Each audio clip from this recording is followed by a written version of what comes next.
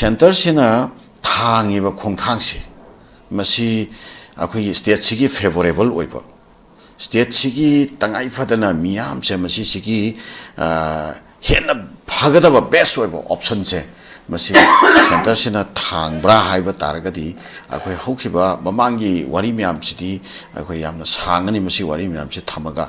2023기 메기 땅 어흠다기나 후지 파우버기 오이바 이피쇼트세 마시 엉타 하나디 옌세바 코이 시기 에피소드다 센터시나 아코이 머니푸르기 미암다 아코이 떠리바 시기 땐그라바 자히 카라시다 떠리바 타복싱체 마시 하우직소 묵 너홍나나 까리까리 떠크라바기 하이버세 아코이나 묵 머니푸르 미암다 아코이나 마시 와품제 한것저러보기 버톡다바 레이트라브라 하이나 이디 칼레고 마람디 시 와품제 얌 또이나 내나 크라 와품 같다니 respected panelists ma'am खाना तोंगान तोंगान बा TV की चैनल मैम कोता सी वाफम सिंग हन्ना द थमना खरा वाफम गतनी सेंटर ना कोई मियाम से कमाइना ट्रीट तवे हाब से कोई लोइना खंगना रबा ngakta सिरा सेंटर ना तौरिबा ट्रीट तौरिबा सिगी नियम से कोई मियाम से को खाइबुम तान हल्लगा मधुगे मरक सिरिसिदा मादगी ओइबा तोंगान बा मसक लोटपा मसुंग अफोंबा पॉलिसी प्रोग्राम खरा मागी ओइबा इंटरेस्ट ता पाइखटपगी ममी से अखोई से तार लेरे अखोई सिरा लेरिबा अदुगुम्बा आर्म पॉलिटिकल ग्रुप सिंगसे मसी मोइगी लेरिबा इशू सिंगसे मसी जेन्युइन वेना फजना नेगोशिएटिंग टेबल दा अंतरजाति की थाकता यानरबा नॉर्म सिंधुगी मखादा वारी सानरगा पॉलिटिकल सॉल्यूशन प्रगननबा खोंथांग दुगी महुत्ता मसी सप्रोकेट तौननबु होनबदा अखोई तिंखांग से तिंखांग खतना हनगदमनी हाइबगुम्बगी फॉर्मुला अमा अखोई सिरिस सिजिनरब्रा देन अखोई युमलोनबदा लेरिबा म्यांमार हाइब लेपाक सिरिसिदा इंडिया की अदुगुम्बा पॉलिसी प्रोग्राम सिंगसे मसी चथबदा अखोई लमदम सिदा लेरिबा म्योय कांगलुप अमा मदुगी मानबा म्योय कांगलुप तो बर्मादा लेबदो मदुगी एडवांटेज जो लौरगा मदुगी खोंथांग सिंग तो चथननबगी दमकता कांगलुप अमा अपीसमेंट की ओइबा खोंथांग सि भारत लेंगाना तौरब्रा अदुगा नॉर्थ ईस्ट अखोई मरुओइना चिकन नेक से पीरइबा चाइना की एप्रिहेंशन तोंगान तोंगान बा अतोप लेपाक की एप्रिहेंशन मैम से मसी अखोई नॉर्थ ईस्ट लेरिबा अदुगुम तोंगान तोंगा कालुप मैम से मसी अमगा अमगा लोइना खनाहलगा लोइबा नाइतबा अदुगुम डिस्प्यूट अमा इवन आर्म डिस्प्यूट याउना वायलेंस डिस्प्यूट याउना डिस्प्यूट अमा अखोई इंट्रा कम्युनिटीज मसेल की मरक्ता मसी की डिस्प्यूट से लेहलगा मदैता इंडिया गवर्नमेंट ना लिसांगसिना सानवा पॉलिसी प्रोग्राम अमा लेरबरा हाइबसी अखोई मियामना हौजिकती यामना फजना रियलाइज तौरबनिना स्वाइसिदा मधुगी पॉलिसी प्रोग्राम सिंगदुबु फजना सानरिबा सिंग हाइबदी मधुगी मपू से पॉलिसी प्रोग्राम सिंगदुगी मपू मधुगी मास्टर सिंगदो मधुगी हाइबे इनबा फेथफुल ओइबा लॉयलिस्ट सिंग अदुगी मरक्ता best MLA to lead as new chief minister हाइबसे मसी आइती मसीगी मतांगदा कमेंट पीबसे खिदंग चममनबा फावी मसी कमेंट पीबा ngमदबा वखलोनबा मन फिल तवई मरमदी अखोई मियाम से खाइबुंग ताहलगा लेबा ngakpagi पॉलिसी सानरबा इवन स्टेट से थोकपा कांगलुप अनि की मरक थोकपा वायलेंस की अदुबा इरांग सि फावबदा अखोई विथिन शॉर्ट टाइम दा सेंटर ना मबुक सेंगगदी यम लाइना लोइसनबे याबदो लोइसनबिदना सुवाइना सिदा अखोई तोंगान बा बफर जोन बो हाइबने फ्री मूवमेंट यादबगी बो नो फ्री मूवमेंट बो ओइबने अदे तोंगान बा म्याम म सेल लेदना अदे शांति हेक लाके तोरप तंजादा वायलेंस की कैनो में हेक थोकतना सिगी पॉलिसी प्रोग्राम सिंगी बिहाइंड द अखोई स्टेट सिदा अखोई वायलेंस मतम सांगना लेहनबा अदुगा स्टेट सिगे पॉलिटिकल टर्मोइन अदुगा सोशल टर्मोइन से मतम सांगना थंबगी अपांबा सेंटर दा नाकोइना नमसुं हाकथेंगना लेब्रा हाइना खलिङै मरक सिदा मोइदा लॉयलिस्ट ओइबा अदुगुम्बा एमएलए सिंगदुगे मरकता कनाना बेस्ट एमएलए ओइगदगे चीफ मिनिस्टर वर्कपदा हाइबो वांगसे मसखै कंफ्यूज तवि अदुगा best MLA to lead as a chief minister हाइबा तारगति मियामगे मैंडेट तगी पुथोरकपा अदुगा मियामगे मैंडेट तुना चीफ मिनिस्टर कनाना ओइगदगे हाइबसे मियामगे मैंडेट पिरगा थादोरकपा मियामगे मैंडेट तुना कनाना चीफ मिनिस्टर ओइगदगे हाइदना कनो तोरगा पिरकपा अदुम्बा मियोइदो मदुदी अखोई खन्नबा याय मदुगी दमकता वरगदी मोट पिनबा याय अखोई स्टेट सिदा मतम सांगना अखोई पॉलिटिकल की टर्मिनल लेरे ꯑꯩꯈꯣꯏ ꯁꯤꯗꯩꯁꯤꯗ ꯁꯦꯄꯔꯦꯇꯤꯖꯝꯒꯤ ꯏꯁꯨ ꯂꯩꯔꯦ ꯑꯩꯈꯣꯏꯒꯤ ꯁꯤꯗꯩꯁꯤꯗ ꯑꯩꯈꯣꯏ ꯀꯥꯡꯂꯨꯞ ꯑꯃꯒꯤ ꯃꯔꯛꯇ ꯃꯤꯁꯑꯟꯗꯔꯁꯇꯦꯟꯗꯤꯡ ꯃꯌꯥꯝ ꯑꯃ ꯂꯩꯔꯦ ꯑꯩꯈꯣꯏꯒꯤ ꯁꯤꯗꯩꯁꯤꯗ ꯑꯩꯈꯣꯏ ꯆꯥꯛꯊꯨꯡ ꯐꯤꯊꯨꯡꯒꯤ ꯃꯇꯥꯡꯗꯁꯨ ꯑꯩꯈꯣꯏ ꯇꯣꯉꯥꯟ ꯇꯣꯉꯥꯟꯕ ꯑꯩꯈꯣꯏꯒꯤ ꯑꯄꯦꯟꯕ ꯄꯦꯟꯗꯕꯒꯤ ꯏꯁꯨ ꯃꯌꯥꯝ ꯑꯃ ꯂꯩꯔꯦ ꯑꯩꯈꯣꯏꯒꯤ ꯔꯨꯔꯦꯜꯒ ꯑꯩꯈꯣꯏꯒꯤ ꯀꯩꯅꯣꯒ ꯑꯔꯕꯥꯟꯒꯒꯤ ꯃꯔꯛꯇꯁꯨ ꯒꯦꯞ ꯃꯌꯥꯝ ꯑꯃ ꯂꯩꯔꯦ ꯀꯝꯃꯨꯅꯤꯇꯤꯁ ꯃꯌꯥꯝꯒꯤ ꯃꯔꯛꯇ ꯔꯤꯖꯟ ꯃꯌꯥꯝꯒꯤ ꯃꯔꯛꯇ ꯁꯕ ꯔꯤꯖꯟ ꯃꯌꯥꯝꯁꯤꯒꯤ ꯃꯔꯛꯇ ꯑꯩꯈꯣꯏ ꯇꯣꯉꯥꯟ ꯇꯣꯉꯥꯟꯕ ꯃꯤꯁꯑꯟꯗꯔꯁꯇꯦꯟꯗꯤꯡ ꯃꯌꯥꯝ ꯑꯃ ꯂꯩꯔꯦ ꯁꯤꯒꯤ ꯃꯔꯛꯁꯤꯗ ꯃꯄꯥꯟꯒꯤ ꯑꯣꯏꯕ ꯑꯗꯨꯒꯨꯝꯕ ꯁꯛꯇꯤ ꯇꯣꯉꯥꯟ ꯇꯣꯉꯥꯟꯕ ꯁꯛꯇꯤ ꯃꯌꯥꯝ ꯑꯃꯈꯛꯅ ꯏꯟꯐ꯭ꯂꯨꯌꯦꯟꯁ ꯇꯧꯔꯛꯑꯦ ꯑꯩꯈꯣꯏꯁꯤꯗ ꯋꯥꯀꯥꯏ ꯃꯌꯥꯝ ꯑꯃ ꯆꯪꯉꯛꯑꯦ ꯁꯤꯒꯤ ꯃꯔꯛꯁꯤꯗ ꯆꯤꯞ ꯃꯤꯅꯤꯁꯇꯔ ꯑꯣꯏꯒꯗꯕ ꯕꯦꯁ ꯑꯦꯝ ꯑꯦꯜ ꯑꯦꯁꯦ ꯃꯁꯤꯗ ꯆꯦꯟꯒꯗꯕ ꯃꯥꯒꯤ ꯀꯦꯔꯦꯛꯇꯔꯤꯁꯇꯤꯛ ꯍꯥꯏꯕ ꯇꯥꯔꯦ ꯃꯗꯨ ꯃꯉꯣꯟꯗ ꯌꯥꯎꯒꯗꯕ ꯁꯥꯏꯂꯦꯟ ꯐꯤꯆꯔꯁꯤꯗꯤ ꯃꯁꯤꯗꯤ ꯑꯩꯈꯣꯏ ꯃꯃꯥꯡꯗꯁꯨ ꯑꯩꯈꯣꯏꯒꯤ ꯀꯩꯅꯣꯅ ꯑꯪꯀꯜꯅ ꯊꯝꯕꯤꯕꯗ ꯌꯥꯝ ꯃꯆꯥ ꯇꯥꯅ ꯌꯥꯎꯈ꯭ꯔꯦ ꯑꯗꯨꯒ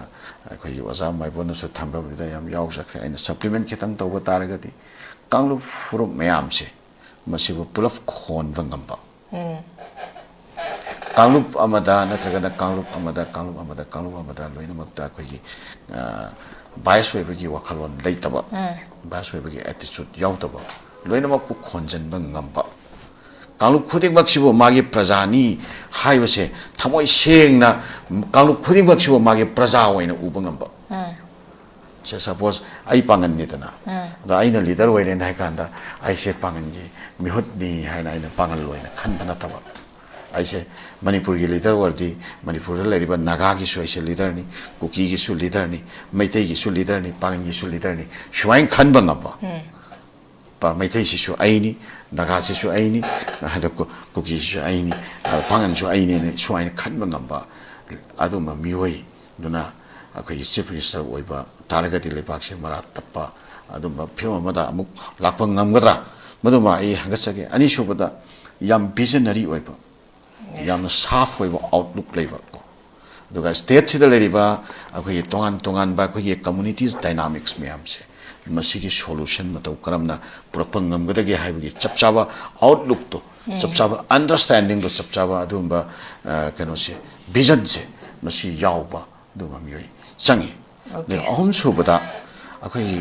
स्टेट सिगी ओइबा मियाम से मसिगी इंटरेस्टा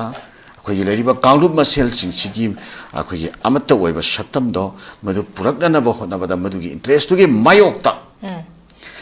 सिंचेप थाबा पॉलिसी सेंटर दगी करिगुंबा तोरपा तारगसु अदुगुंबा पॉलिसी प्रोग्राम सिंदुगे मायोक्ता खोंफम थिल्लगा मदु सिंगनबा गंबा नत्रगना डिप्लोमेटिकली मागी हाई सिंगबा मागी अदुगुंबा लीडरशिप मागी कनोदुना कैपेसिटी दुना लीडरशिप मागी कैरेक्टर दुना अखोई लेरिबा अदुंबा ऑब्स्टेकल सिंगदो मदु हैंडलिंग फजना तौरगा अखोई इंटरेस्टा अखोई लाइबा टास्क खुदिमसे अखोई इंटरेस्टा आउटकम दु ओनथोकपा ngamba that kind of able leadership ama manipur gi khunai na mathau taba leibra loina na hauji matam sangna sotha horiba akhoi gi economy gi phibam akhoi gi sida leiriba akhoi gi khungdang gi thakta leiriba adagi micro scale center na khalak pado dum akhoi ngai bi phibam da leiba haiba tare akhoi gi अखोई MLA सिंगी मरक्ता गिदी अखोई सीमकना leader ओहेदिंग हाबगी अखोई majority जे फंगबा ngam हाइबा तारे खरा अमना अखोई लीडर क्राइसिस की मतंग सो अखोई ममादसु यामना नैनागिबसु लेरबनी अदुना लीडर क्राइसिस लेबना मरमर कादा सेंटर ना खलकपदुदम यागदोरिब्रा अदुगा होसि गवर्नमेंट सिना अखोई सेमगदोरिब्रा सेमोइदोरिब्रा सेमकपसिदी ख्वादिगी फबनी प्रजासिनसु गवर्नमेंट से सेमबियु हादिना लाउरइबसे डिमांड तौरइबसे दुकि मति कुइरबनी दुबु सेमअगना हानगी अखोई लेरिबदो अदुमाइना गवर्नमेंट से केमता तौबा ngамोइदोरिब्रा प्रजासिना पामिबसे थबो ओइन ओनथोपा ngамोइदोरिब्रा हाबिजिगी क्वेश्चन सु लेरिबनी ओजा कमाइ थमिनी अखोई होजिकि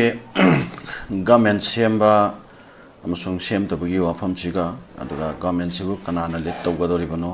कनाबो चीफ मिनिस्टर हापकदोरिबनो हाबसिगी वाफम सिगा अनिसि मरिबुति लैनै अदु अखोई मणिपुरदा हौजिक लैरिबा अखोईगी पॉलिटिकल की अदुगुंबा अखोई नेना तादबा चरांगनबा अदुगा लोइसनबा ngамदबा सिगुंबा बीजेपी मनुंगी ओइबा लीडरशिप की क्राइसिस से मसी अदुगा लीडरशिप की क्राइसिस से लोइसलगा अखोई पीआरसी लोइसलगा गम पॉपुलर गवर्नमेंट अमा लाखनबा ngамदबा सिगी पॉलिटिकल की ओइबा नेना तादबा अनसर्टेन ओइबा चरांगनबा सिचुएशन से मसीगा मरि लेनबा वाफम सि अखोई ꯌꯥꯝꯅ ꯁꯥꯡꯅ ꯃꯁꯤ ꯑꯩꯈꯣꯏꯒꯤ ꯇꯤꯚꯤꯒꯤ ꯗꯤꯁꯀꯁꯟꯗ ꯗꯤꯕꯦꯠ ꯑꯣꯏꯅ ꯑꯗꯨꯒ ꯗꯤꯁꯀꯁꯟ ꯑꯣꯏꯅ ꯌꯥꯝ ꯁꯥꯡꯅ ꯂꯩꯔꯛꯈ꯭ꯔꯦ ꯑꯗꯣ ꯃꯁꯤꯗꯩꯁꯤꯗ ꯑꯩꯈꯣꯏꯒꯤ ꯌꯥꯝꯅ ꯃꯔꯨꯑꯣꯏꯕ ꯌꯥꯝꯅ ꯁꯕꯁꯇꯦꯟꯇꯤꯞ ꯑꯣꯏꯕ ꯋꯥꯐꯝ ꯑꯃꯈꯛ ꯑꯩꯈꯣꯏꯒꯤ ꯑꯌꯥꯝꯕ ꯗꯤꯁꯀꯁꯟꯁꯤꯡꯗ ꯑꯩꯈꯣꯏ ꯑꯌꯥꯝꯕ ꯄꯦꯅꯦꯂꯤꯁꯁꯤꯡꯒꯤ ꯃꯥꯏꯀꯩꯗꯒꯤ ꯂꯩꯅꯈꯤꯕ ꯍꯥꯏꯇꯥꯔꯦ ꯃꯔꯨꯑꯣꯏꯕ ꯋꯥꯐꯝ ꯑꯃꯈꯛꯇꯤ ꯑꯗꯨꯒ ꯑꯩꯈꯣꯏꯅꯁꯨ ꯌꯥꯝꯅ ꯀꯟꯅ ꯃꯁꯤꯒꯤ ꯄꯣꯏꯟꯠꯁꯤ ꯍꯥꯟꯅ ꯃꯃꯥꯡꯗꯁꯨ ꯁꯨꯝ ꯊꯝꯖꯔꯒ ꯂꯥꯛꯄ ꯋꯥꯐꯝꯗꯤ ꯑꯩꯈꯣꯏ ꯁꯦꯟꯇꯔꯅ ꯃꯅꯤꯄꯨꯔꯗ ꯀꯃꯥꯏꯅ ꯑꯩꯈꯣꯏꯒꯤ ꯃꯤꯌꯥꯝꯁꯦ ꯀꯃꯥꯏꯅ ꯇ꯭ꯔꯤꯠ ꯇꯧꯔꯤꯕꯒꯦ ꯑꯩꯈꯣꯏ ꯁ꯭ꯇꯦꯠꯁꯦ ꯀꯔꯝꯍꯥꯏꯅ ꯁꯦꯟꯇꯔꯅ ꯇ꯭ꯔꯤꯠ ꯇꯧꯔꯤꯕꯒꯦ ꯍꯥꯏꯕꯁꯦ ꯁꯤꯁꯤ ꯌꯥꯝꯅ ꯃꯔꯨꯑꯣꯏꯌꯦꯕ ꯍꯧꯖꯤꯛ best MLA to lead as new chief minister ꯍꯥꯏꯕꯁꯤ ꯂꯥꯛꯄ ꯀꯥꯟꯗ ꯀꯅꯥꯅ ꯑꯩꯈꯣꯏꯒꯤ ꯆꯤꯐ ꯃꯤꯅꯤꯁꯇꯔ ꯑꯣꯏꯔꯛꯄꯗ ꯈ꯭ꯋꯥꯏꯗꯒꯤ ꯍꯦꯟꯅ ꯕꯦꯁ ꯑꯣꯏꯕ ꯑꯣꯞꯁꯟ ꯑꯣꯏꯒꯗꯧꯔꯤꯕꯅꯣ ꯍꯥꯏꯕꯁꯤ ꯂꯥꯛꯄ ꯀꯥꯟꯗꯅꯦꯕ ꯁꯤꯗꯩꯁꯤꯗ ꯁꯦꯟꯇꯔꯅ ꯃꯅꯤꯄꯨꯔꯗ ꯀꯔꯝꯍꯥꯏꯅ ꯇ꯭ꯔꯤꯠ ꯇꯧꯔꯤꯕꯒꯦ ꯍꯥꯏꯕ ꯋꯥꯐꯝꯁꯤ ꯆꯣꯡꯊꯣꯔꯛꯑꯦꯕ ꯃꯔꯝꯗꯤ ꯀꯩꯒꯤꯅꯣ ꯍꯥꯏꯀꯥꯟꯗ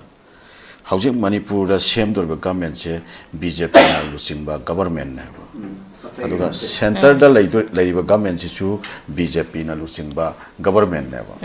ꯑꯗꯣ ꯃꯅꯤꯄꯨꯔꯗ ꯂꯩꯒꯗꯧꯔꯤꯕ ꯒꯚꯔꯟꯃꯦꯟꯠꯁꯦ ꯃꯁꯤ ꯁꯦꯟꯇꯔꯗ ꯂꯩꯕ ꯒꯚꯔꯟꯃꯦꯟꯠꯁꯦ ꯃꯁꯤꯅ ꯈꯨꯗꯣꯝꯕꯤ ꯊꯤꯟꯕ ꯑꯗꯨꯒ ꯃꯥꯅ ꯎꯠꯄ ꯃꯥꯏꯀꯩꯗꯣ ꯃꯗꯨꯗ ꯑꯩꯈꯣꯏꯒꯤ ꯈꯣꯡ ꯊꯥꯡꯕ ꯑꯗꯨꯒꯤ ꯍꯤꯗꯥꯟꯅꯕꯒꯤ ꯄꯣꯠ ꯑꯃ ꯑꯩꯈꯣꯏꯒꯤ ꯂꯩꯔꯤꯕ ꯀꯩꯅꯣꯁꯦ ꯑꯩꯈꯣꯏꯒꯤ ꯁ꯭ꯇꯦꯠꯁꯤꯒꯤ ꯂꯦꯖꯤꯁꯂꯦꯆꯔ BJPꯒꯤ ꯂꯦꯖꯤꯁꯂꯦꯆꯔꯁꯤꯡꯁꯦ ꯍꯧꯖꯤꯛ ꯑꯩꯈꯣꯏꯅ ꯎꯖꯕꯁꯦ ꯁꯨꯃꯥꯏꯅ ꯎꯏ ꯃꯁꯤ ꯂꯥꯜꯂꯗ꯭ꯔꯥ ꯃꯌꯥꯝꯁꯨ ꯁꯨꯃꯥꯏꯅ ꯎꯕꯤꯕ꯭ꯔꯥ ꯑꯩꯈꯣꯏꯅ ꯌꯦꯡꯖꯕꯗ ꯁꯨꯃꯥꯏꯅ ꯎꯏꯌꯦꯕ ꯍꯥꯏꯗꯤ ꯁꯦꯟꯇꯔꯗ ꯂꯩꯔꯤꯕ ꯂꯨꯆꯤꯡꯕꯁꯤꯡꯁꯦ ꯃꯁꯤ ꯂꯣꯏꯅꯃꯛꯅ ꯄ꯭ꯔꯦꯁ ꯇꯧꯏ ꯂꯣꯏꯅꯃꯛꯅ ꯃꯁꯤ ꯊꯥꯒꯠꯅꯩ ꯂꯣꯏꯅꯃꯛꯅ ꯃꯁꯤꯒꯤ ꯍꯥꯏꯕ ꯏꯟꯕ ꯌꯥꯝꯅ ꯐꯦꯠꯐꯨꯜ ꯑꯣꯏꯕ ꯑꯗꯨꯒꯨꯝꯕ ꯀꯩꯅꯣ ꯑꯃ ꯑꯣꯏꯅ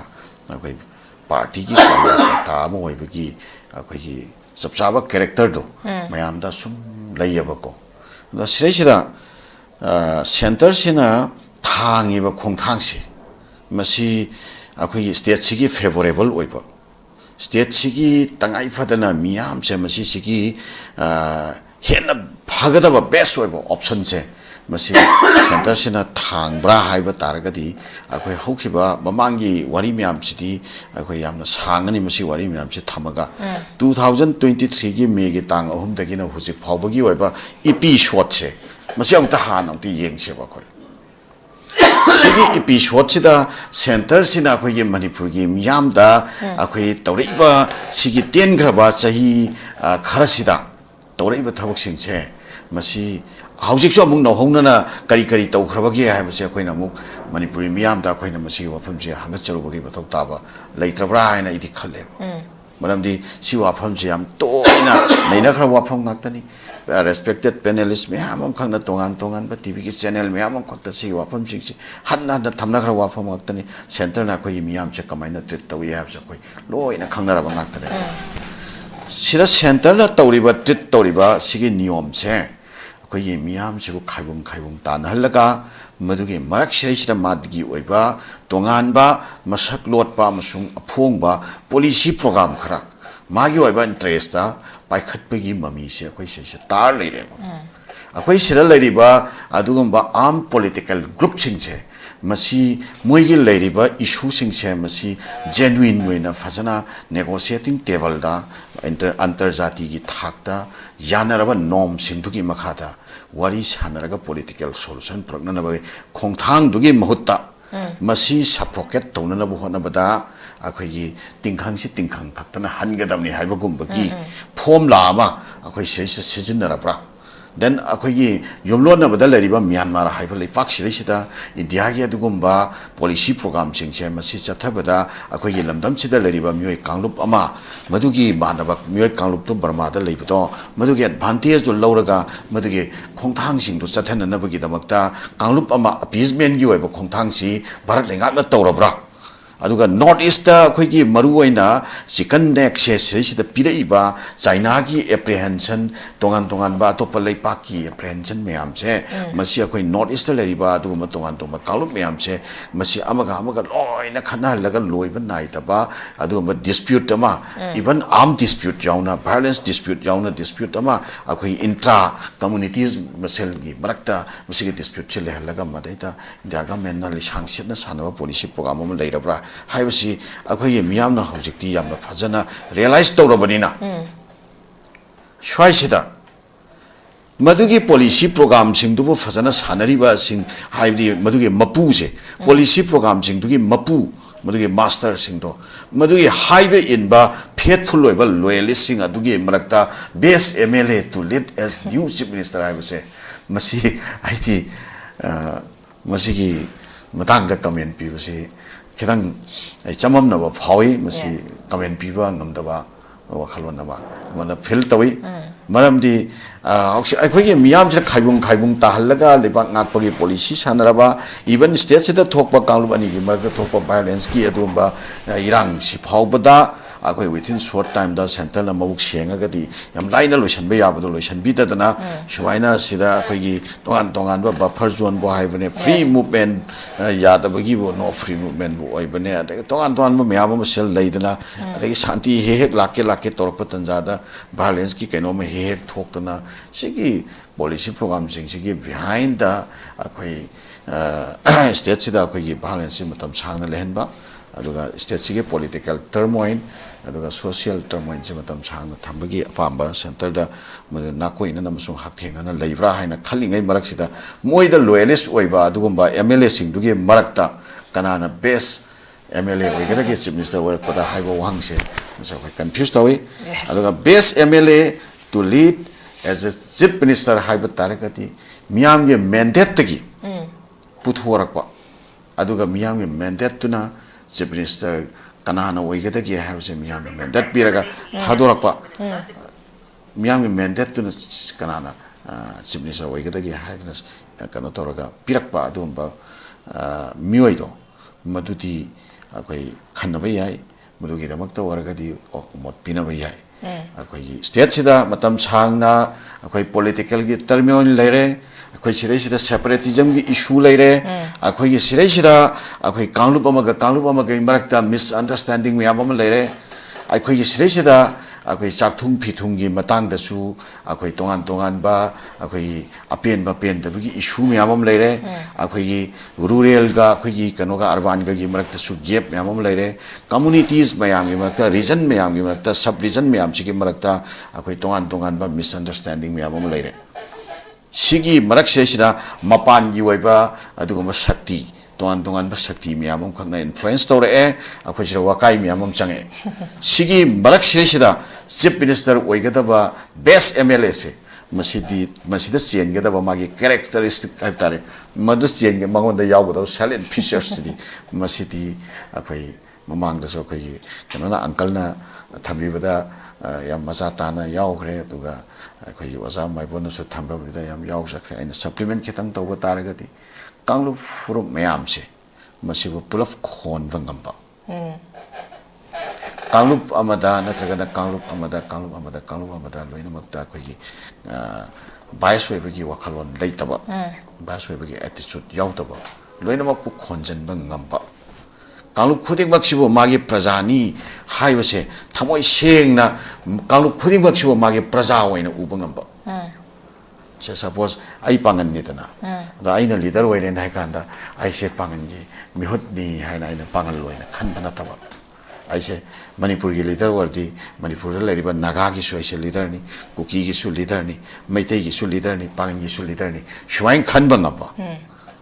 pa maitai sisu aini naga sisu aini hada kuki sisu aini pangan su aini ne suain khanba ngamba aduma miwai duna akhoi chief minister oiba taragati lepak se mara tappa aduma phema mada amuk lakpa ngamgadra maduma ai hangasage ani subada yam visionary oiba yam saaf oiba outlook leba ko duga state sida leriba akhoi tongan ba akhoi communities dynamics myam se मसीगी solution मतौ करमना पुरपंग ngam हाइबगी चपचाबा outlook तो चपचाबा understanding तो चपचाबा अदुंबा कनो से विजन से मसी यावबा अदुंबा मियोय चंगी ने अहम सुबदा अखोई स्टेट सिगी ओइबा मियाम से मसीगी इंटरेस्ट ता अखोई लेरिबा कांगलुप मसेल सिंगी अखोई अमत ओइबा शक्तम दो मदु पुरकनबा होनबदा मदुगी इंटरेस्ट तुगी मायोक्ता सिंगसेप थाबा पॉलिसी सेंटर दगी करिगुंबा तोरप तारगसु अदुगुंबा पॉलिसी प्रोग्राम सिंगदुगी मायक्ता खोंफम थिल्लगा मदु सिंगनबा गंबा नत्रगना डिप्लोमेटिकली मागी hai singba magi atugumba leadership magi kanoduna capacity duna leadership magi character duna akoi leiriba adumba obstacle singdo madu handling phajana tawraga akoi gi interest ta akoi gi laiba task khudi mo se akoi gi interest ta outcome do on thok pangamba that kind of able leadership ama manipur gi khunai na mathau taba leibra loina na hauji hauji matam sangna sotha horiba akoi gi economy gi phibam akoi gi sida leiriba akoi gi khungdang gi thak ta leiriba adagi micro scale gi level da leiriba lower middle की class की level दा लेरिबा मियाम सिगी mass people की level सिगी अखोई लेग्रिबे economy की अवस्था फिबम से यामना फजना खंगा मतुंगदा मसी अखोई यामना अककनबा specified ओइबा मतमंगी मनुंगदा अखोई करम करम policy program सिंग अखोई adopt तोर कांदा पाइखत दा कांदा मसीगी अखोई कनोमा अखोई rebuild तोबंग नमगदगे मसी अखोई कनोमा अखोई अनोबा होंगबा change अमा yam thuna hongba change ama kamaina purakpa yagadage ha chap chaba adugi outlook to leiba fasana adugi wakhal to leiba then akoi gi education si hingnana bo hona bada lamdam sida ngamdadana mapan da senaraga akoi gi mama mapa ma myamam khak macha lek taman dabdi yate na chenari ba masida economic hardship myamam so mayok nari ba amama pa myamol makok to makok hapnari ba myam che lamdam sida akoi gi oiba domestic oiba education policy fasana paikhala kanda lairiba institution singse fasana quality institution on thu kanda mapanda like tamba chatpa gi mathau taba yamna kanna lehendana aduga session lairiba infra akoi gi kano professional line da sakhiba yaba natragana akoi gi kano da sakhiba yaba tongan tongan ba higher education da sakhiba yaba singsi natabida marakta manghoriba akoi gi middle class ki education di fangaba adumba mi class kalu myam se masi akoi yamna fajana moi gi job secure oigedaba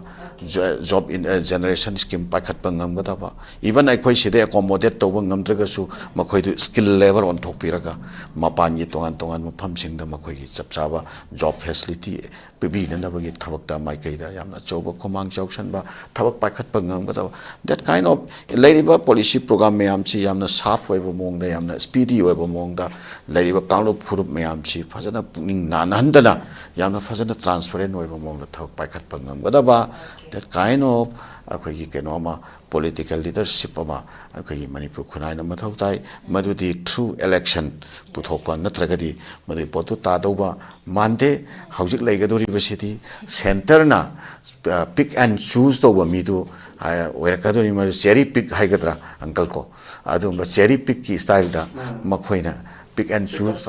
pick up tor kado bonina akhoina best MLA adu ata option si kaisu thorba lai domte moi gi policy program da makhoina sanabada makhoida question tawro oidaba moi gi apamba singdu yamna fajana akhoi thabakta onthok piba ngamgadaba adugi maikai da thok to piba ngamgadaba khaidi hena haibe in ba miyama khalakado wa male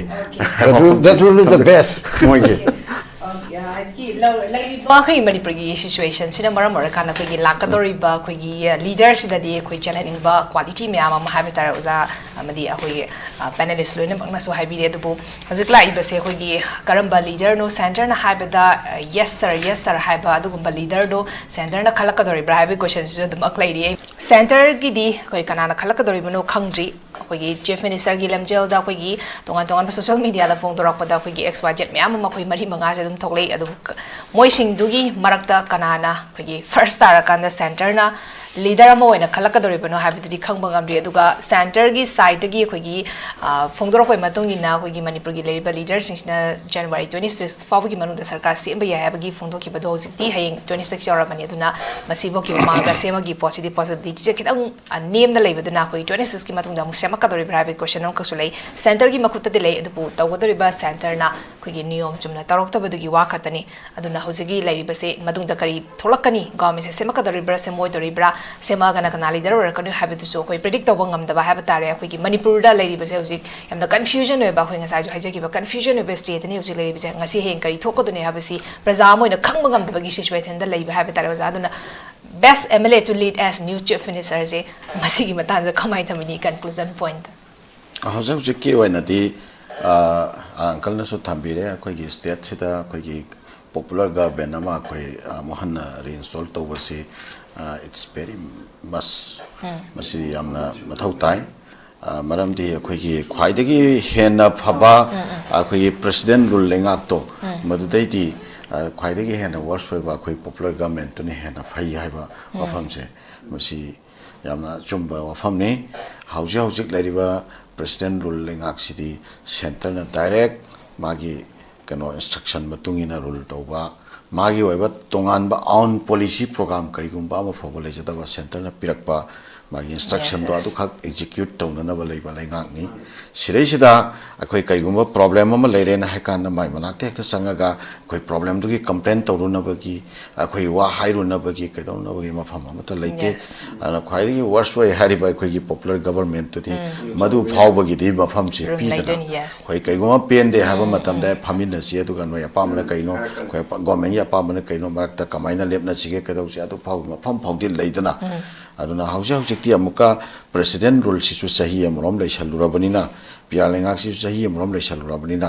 akhoi laiba kanu sing si su akhoi state ki legislature sing si su praja gi kanu si aningba pamba praja gi pamba pamda basi mkhoi chu khara akhoi praja da mo halaga su chaturi banina moi gi adu gi understanding do lairi banina laiba situation che ma si gi oiba anyhow mo si gi kanu ma hena phaba khoi environment ma lakthana bagi mai kai romda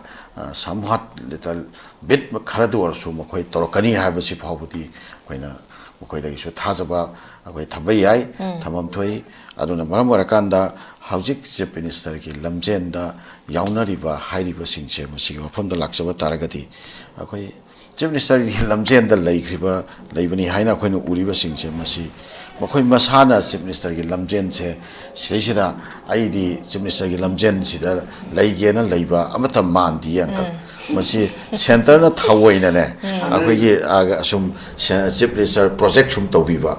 अखोई कनो से संबित पात्रा से लाबा अदुगा uncle की युमदे हे गाड़ी थौजलंबा अरे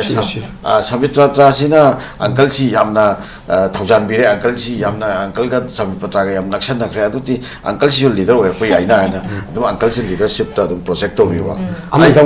da muk lakpa adigi ai da muk laga jalan chu leader we bi haina ma so kanu ga yada kare sab pata yada kare natraga ada sala dili sala kanda ma una ge hari ne law hai ra ge nang una nang chu leader we bi haina na so na we no ta asa se so pisal aga akhoi level legislature sing chi ge marak ta leader ki kok se kaina laga sire si da matam khara pr si namjal laga thamaga si pr lening ai manung se kai kai no khara ta ragena atugi wakhalon the center sina tawkibagi